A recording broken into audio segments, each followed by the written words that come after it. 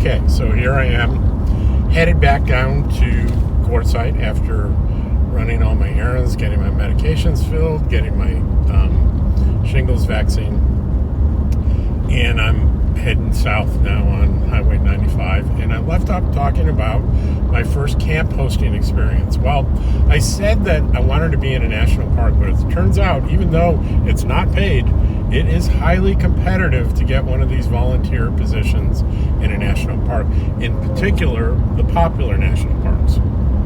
So, I ended up getting a volunteer position with the Army Corps of Engineers campground up in Sandpoint, Idaho, where my brother lives and where I lived for about 5 years. So that got me into the kind of federal system, and I was hoping I'd be able to leverage that into one of the popular national parks. Spoiler alert, it did. When I finished this thing within a week, I was hired in Yosemite, and I'll tell you about that after I tell you about my experience this summer. So, I was given a full hookup site. That means water, sewer, and electricity for free for the whole summer. It was on a waterway. It was, for all intents and purposes, it was on a lake. Technically, it was the Pend Oreille River as it fed into Lake Pend Oreille, but it was so wide and big there you really couldn't make a distinction between the lake and the river. It was beautiful, stunningly beautiful. So my schedule was 4 days on and 4 days off, rotating. And my job was pretty simple. It was to check campers in. It was all using a reservation system. And I had office hours. There was a little office. I had to be in there from 5 p.m. to 7 p.m., just a couple hours. Otherwise, I was checking in campers. As campers left, checked out, I made sure people checked out on time. And I would clean up the campsite, any garbage they left behind. And that's a whole nother topic and a whole nother video I'll do on people that don't leave campsites the way they found them. It's quite frequent. Anyway, cleaning fire pits and cleaning bathrooms. We had 2 sets of bathrooms. And that's the thing that most people worry about. Oh, I don't want to clean bathrooms. That sounds horrible. You know what? It's not that horrible. It's not a big deal. It's okay. It was okay. I just looked at it as part of my exercise.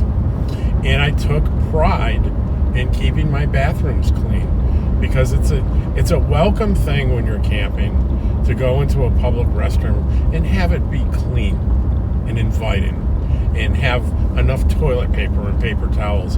And I tell you, the compliments that I got from campers about the restrooms when I was cleaning them made it well worth it. I felt good about it. So I ended up working, it's probably, I would clean the bathrooms, go get some lunch, hang around my campsite, talk to campers, ride my e-bike around, then go and clean campsites, check it.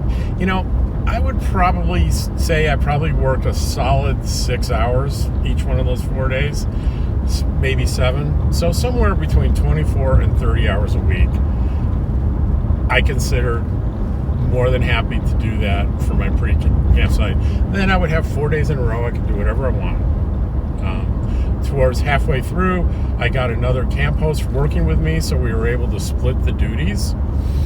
We had the choice of doing everything together or splitting the day. We decided to split the day. We were both single people, and that even cut down my hours more and increased my freedom. So it was a great experience. I loved it. I got my exercise, and I got my fix of meeting people from all over the place and having delightful conversations and interactions with people. And, I had very few problems with campers. There were rangers that were full-time. There were full-time employees, and there were summer rangers, and their job was enforcement of the rules. As a camp host, it was not my job. If someone was breaking a rule, unless I thought it was a ridiculous rule, and there were a couple that I just pretty much ignored. but a rule that made sense. I would as politely and gently as I could, let them know what was going on and what they needed to start doing or stop doing. And most of the time, people were very happy to comply. And if not, I would just, I'd call a ranger and say, this is what's going on. It's balls in your court. And they would either decide to enforce it, take care of it, write a citation, give a warning, or do nothing. And that really helped with my attitude. I was not hired to be a rule enforcer, and that was a big relief. And it made the experience very enjoyable. So, as I mentioned, I got through that. I got there in the middle, I think the first week in May, and it opened towards the end. The park opened at the end of May, and I worked through September 11th or 12th. So that was the whole summer. And I left there and sort of meandered my way back down to the Southwest for the winter. But I applied for a job at Yosemite Volunteer Camp Host. They jumped on it right away, and I'm convinced it was because they looked at my work history and they saw I had the federal experience. I had a written letter of recommendation from the ranger in charge of the volunteers. So they arranged for an interview the next day by the phone. Had the interview, and within 10 minutes of the interview, I'm getting text messages from my references saying, hey, they really want you. They're calling us. They just called me about as a reference. And within an hour, they called me and they said, we'd really like to have you. We want you to get a commitment from you before someone else takes you. And so, it's not perfect. And I'll tell you why it may not be perfect. Because there in Yosemite, as you can imagine, there are multiple campgrounds, as there are in all the major national parks. And many of them have electricity and sewer and everything. They have conveniences. And those are the ones that the camp hosts want. So they fill up very quickly. People come back from year to year.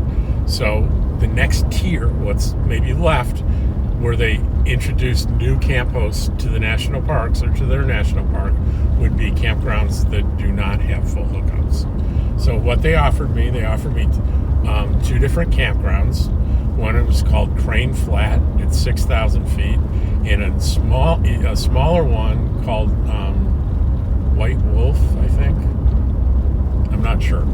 Something Wolf, and that's at 8,000 feet. And they both neither had electricity. They had certainly for sure the one that I picked has water and sewer. They have the camp host site next to a restroom that has water, so they have and sewer. So the campsite is hooked into the water and sewer for the bathroom, but you need to produce your own electricity. The other thing is there is no cell phone signal in either one of these campgrounds. Zero, none. I read a couple of reviews where people were able in certain spots maybe get a little, but you cannot count on any internet. And that's pretty important to me to have my internet. But I have Starlink. So Starlink will work like in the middle of nowhere, but it needs a clear view of the northern sky to be reliable. And they insisted, oh yes, your campsite, we made sure it has a clear view of the northern sky. Their definition and Starlink's definition can be very, very different. So I'm taking a little bit of a gamble here. But I think it's worth it to get into the national park. Electricity, I'm going to talk a little bit later about what I've done, how I've evolved with my electrical setup. And I believe I'm going to have plenty of electricity. And I don't think electricity is going to be a problem. The only issue may be getting reliable internet through Starlink. And you know what? I'm not going to know until I get there. And if it's not reliable internet, I'm just going to have to figure out how to survive for the summer. One of the most intriguing things that they said in the interview was, they said, we have a large black bear population in Yosemite, and you will be dealing with visiting black bears on a daily basis to this campground. I was thrilled to hear that, only because I have a fascination with bears. And as I lived in Idaho for 5 years, almost 6 years, and I never saw one in the wild. Everyone else around me had stories about seeing bears, but I never saw one. I've never seen one in the wild, but this summer I'm gonna. And they're black bears, and black bears are not nearly as aggressive or dangerous as grizzly bears. In fact, I found that there's never been a injury of a visitor to Yosemite by a bear. So that's a pretty good track record. The big problem is separating the bears from camper food, and there's lots of that's mostly what I'm going to be doing, I'm guessing, is making sure that campers are using the bear boxes for their food and are using them correctly and consistently, because you don't want bears coming into the camp and eating people food, that's for sure. But I'm pretty excited about that opportunity. That gets me into Yosemite is definitely a classic, big-time national park, and I suspect that if I'm well reviewed by the rangers as a good, or hopefully very good camp host, I'll have more and more national park opportunities come my way, and that's for the foreseeable future. That's how I'm going to be spending my summers, and it keeps, working 30 hours a week for a campsite can keep a guy pretty busy, pretty active, and there's a lot. I'm not going to run out of things to do in that part of California, and certainly in Yosemite, I think. And I am certain there's going to be lots of social activities with all the other employees and volunteers within the Yosemite Park system. I'm sure it's a very large number of people, so that should be fun as well. And hopefully I'll be able to do lots of videos from Yosemite. If that doesn't video stuff doesn't violate the rules, which again, that's a whole nother video. Right now you need a permit to do anything with film, or that film, video, iPhone camera that's going to be used commercially. And certainly if you have a YouTube channel, even if you're not monetized, you're trying to do it to get monetized. And I noticed that I'm not monetized, but I notice every once in a while commercials on my videos. So I may not be benefiting from it, but the filming that I'm doing is being used commercially. So I technically would need a permit. So that's in the courts right now. It was that rule was defeated. Now on appeal it got reversed, and it's being appealed again, and we'll see if that's resolved by next summer. Hopefully it'll be resolved in a way where I can do lots of videos for my YouTube channel in Yosemite. Let's hope for that. So I was skeptical about what camp hosting would be like and if I would enjoy it. I really didn't know, and I'm glad I tried it because I really, really enjoy it, and it's a great way to spend a few months. And again, it's rent free. I'm not paying utilities and I'm not paying rent, and then I'm coming down here to beautiful Arizona in the winter, and I'm paying $180 for the season, and I have access to. I'm a little bit of a water snob. Okay, more than a little bit of a water snob. The tank water that I use in my trailer, I could get for free. There's potable water in the facility I'm staying in. It's included in my fee, but of course I don't get that. I go into town and I fill up my 6-gallon container 2 or 3 times a week and pour it into my tank. So I have this reverse osmosis water, and you would think, well, that's a good idea if you're going to be drinking that water. Well, I don't drink that water. Hello, I don't. with the exception of I use it for my coffee, but I boil it, and I use it for showers. I use it for cleaning dishes, and that's pretty much it. The real spoilage is all my drinking water is I buy bottled flavored water, and I'm sure that people go, "Oh, Rob, that's such a waste of money. That's so terrible."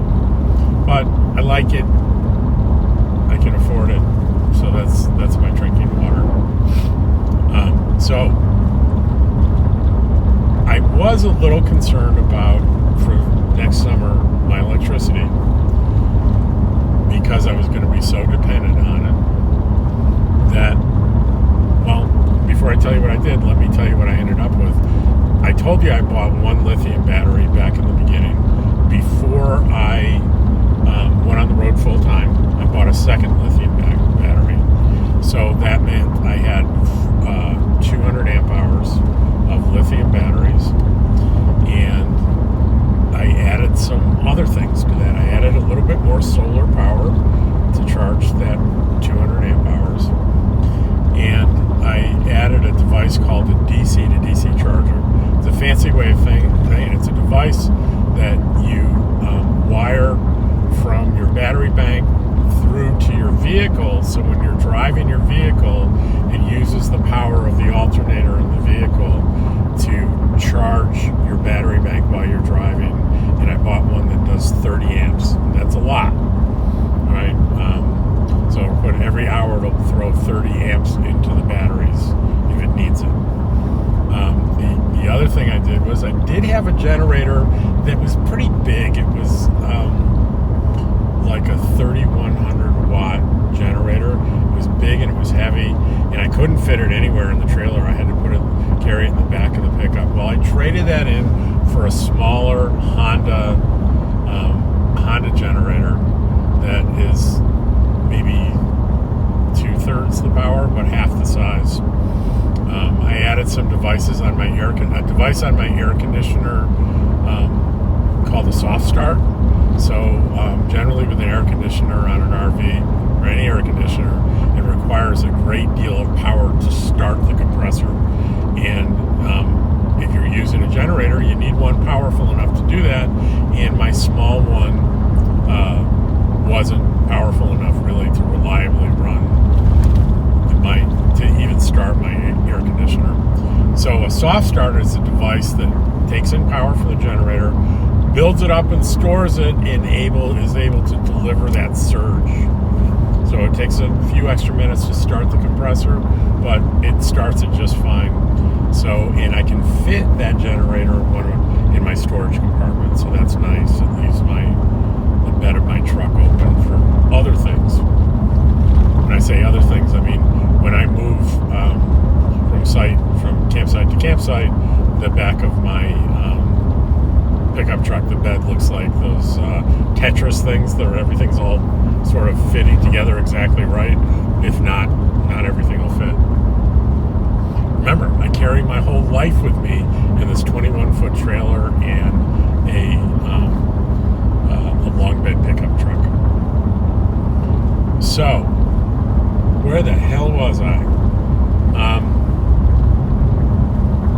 I decided, well, one, I needed a place. I was adding batteries. I bought the trailer with one battery in a little plastic container, sort of almost zip tied to the tongue. The tongue of the trailer is where you hitch, and there's an area on there where you can put a battery in.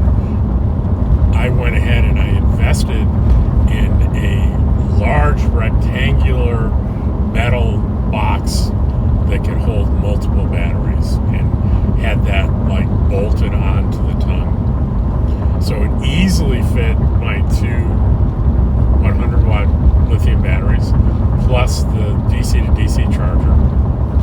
And then I decided, well, I need to power 120 volt appliances.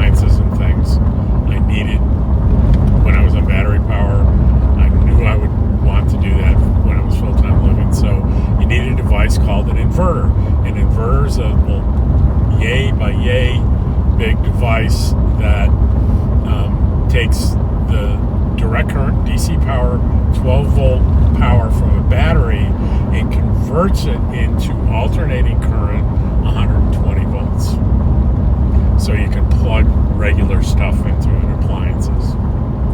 So you got to size it right. So I got a 2,000 watt, which is fairly big, fairly big inverter. Why? Because I wanted to be able to run my microwave for brief periods on battery. You're not going to, it's probably too much of a strain on the battery to try to run a microwave on high for like 15 minutes. So I'm talking 2, 3 on the outside, 4 minutes in the microwave when I'm on battery power.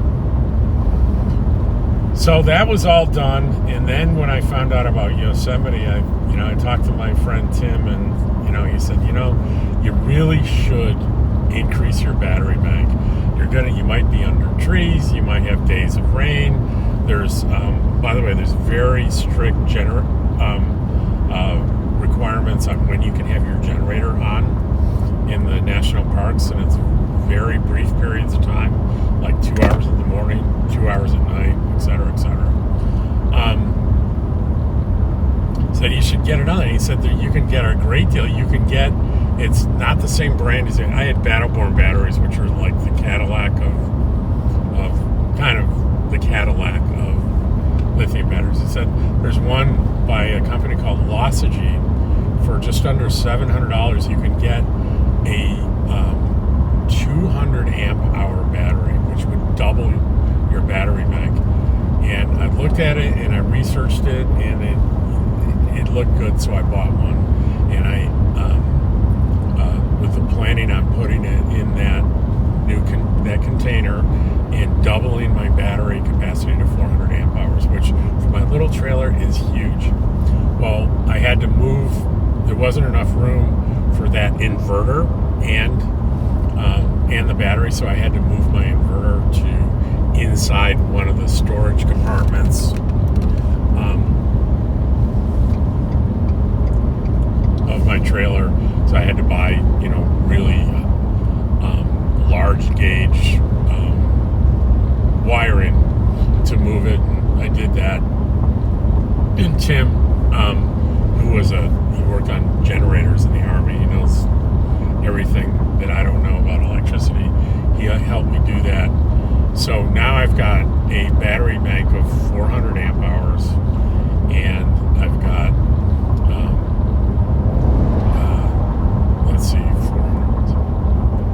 just about 900 watts of solar, which will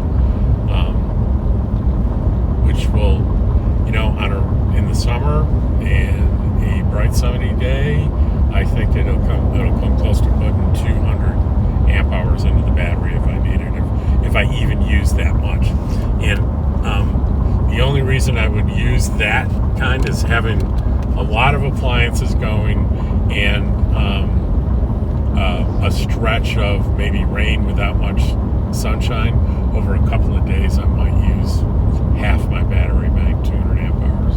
But I technically can go all the way down to 10% on the batteries, which would leave me sort of a buffered reserve of 40 amp hours, which leaves me a usable 360 amp hours. And that's if you know anything about power, that's a lot of energy. And now I've got multiple ways to charge it through the solar panels. I can actually hook up my truck to it and just run it at idle, and that DC to DC charger will run current into there, and then I can run the generator and that'll run current in there too. So I think I am set for electricity. Got my fingers crossed for internet, and that's the story on camp hosting. And so you got to wonder, so you camp host, and so what do you do in the Quartzsite, Arizona, where you are right now in the desert? Looks boring. I'm telling you, I haven't had I did it last winter. I'm doing it again this winter. I've been here for a month. I haven't had a single boring day. There's lots of ways you can earn a little bit of supplemental income online if you want to make it. That'll take time, it'll take effort, it'll keep you interested. Some people take, part-time jobs in Quartzsite. I'm not proud. I don't have to do like super advanced professional things.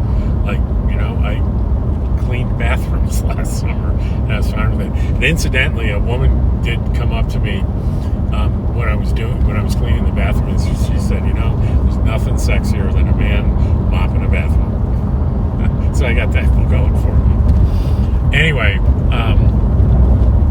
there's stuff that you can do to earn a little extra cash if your early Social Security isn't comfortable enough for you, or you want to save some money for emergencies. And you do need to save. You got to have a reserve in case bad stuff happens that isn't covered by insurance.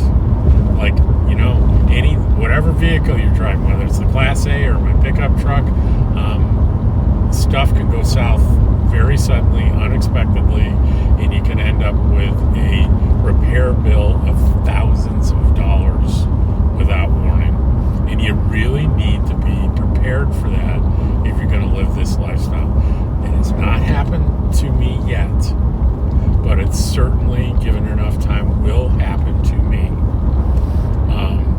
Then there's expensive maintenance expenses that don't involve anything breaking, but you can't run. I bought this truck is 4 years old. The tires are still good, but they're not going to be good forever. I'm going to have to replace them all. The trailer's a couple of years old, and the tires are still good, but those are going to have to be replaced. That's a big expense.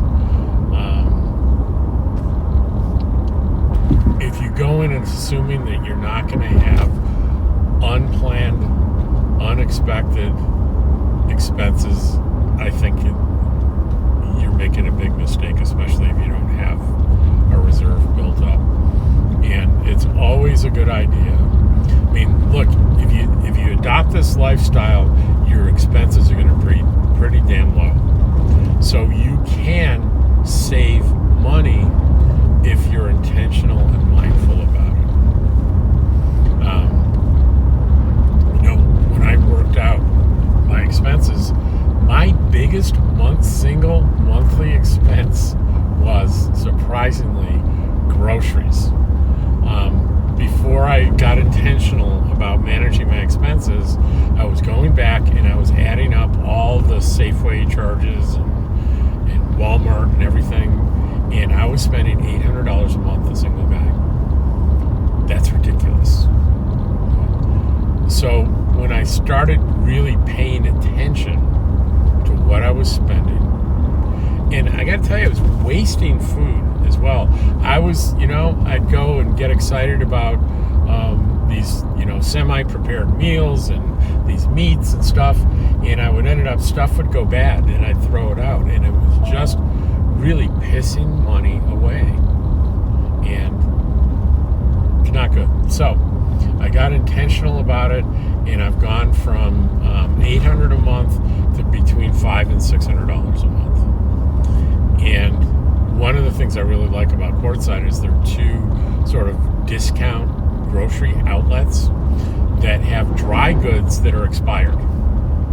These are things like crackers and cookies and canned soup and just, stuff that isn't refrigerated, that's in the dry section of the grocery store. And their expiration dates, they're this year, but past. So it's really pennies on the dollar, the things they're selling for. And my instinct was that there's no health risk to expired dry goods. But I did my research. I went on the USGA website and found some information on it, and it said the only risk you run for these dry goods is taste may suffer beyond the expiration date, but there are not safety issues associated with those expiration dates. So here's a great example. Box cereal. Biggest ripoff I think that there is in a grocery store. You go into a grocery store, these box cereals, brand name cereals, are anywhere from $6 to $7.50 a box. You go in the grocery outlet here, Ken's Grocery in Quartzsite, $2. Was it Ken's it was in? I can't remember. It was either Ken's, and then there's Discount Grocery Liquidators in Tyson Wells down there in the little tent city. It might have been there that had the $2 cereal. Anyway, doesn't matter which one. These bagged meals that you mix in boiling water, that are pasta and rice dishes and all kinds of different meals, you can get for $1 at these places, and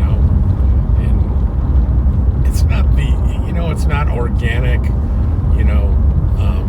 healthy, super healthy, but it's not horrible stuff, for $1. So, I'm a sucker for these Starbucks. They're called Via. They're instant coffee, little single-serve packages. They're pretty expensive if you go into Starbucks or the grocery store to buy them. But they were selling boxes of them, I think 50 in a box, 50 cups of coffee, and it was like $20-some-odd.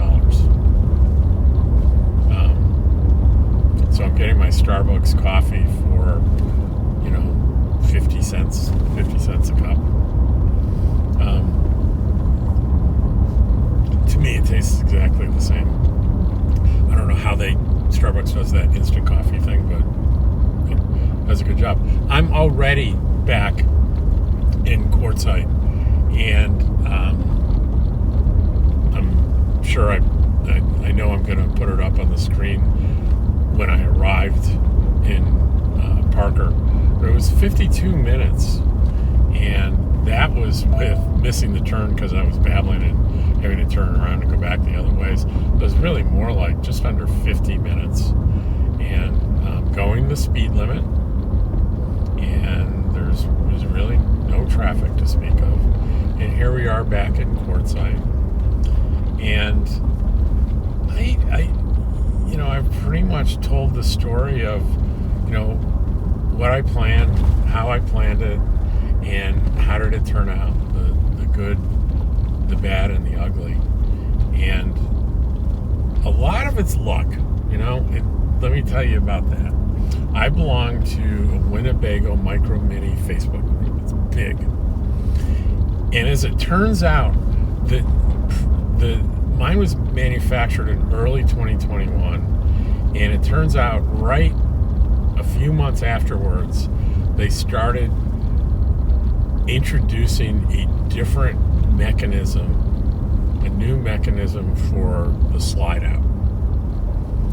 And it ended up being a disaster for the company and a disaster for most of the people that bought these rigs during that time period.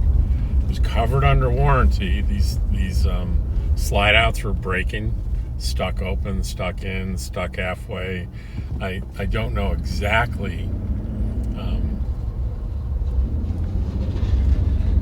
I don't know exactly what happens, but it breaks, and you have to get it inspected and get the warranty work approved, and they have to order the parts. And you can imagine people are without their rigs for sometimes months. Occasionally you hear a story that somebody got it fixed pretty quickly, but mostly you hear nightmare stories about brand new, a brand new trailer, them having to wait months for them to make it right. And I'm gonna stop real quick here. Red light. Don't want to take any chances.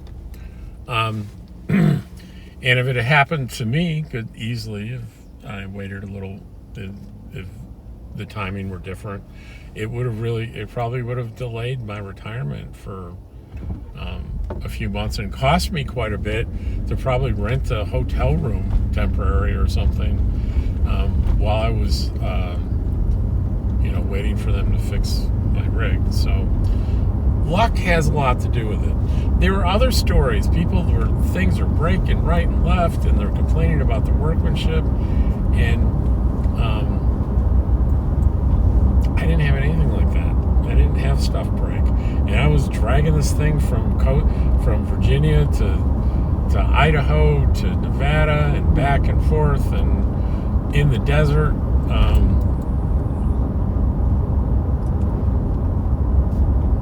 Sometimes you can do all the research in the world, and sometimes it just comes down to the luck of the draw.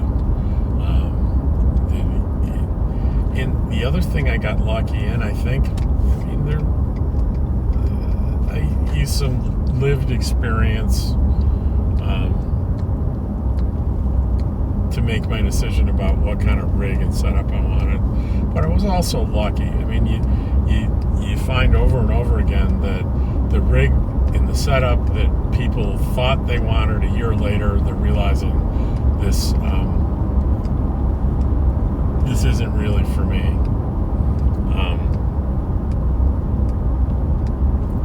And they end up doing something else. But I consider myself, part of it was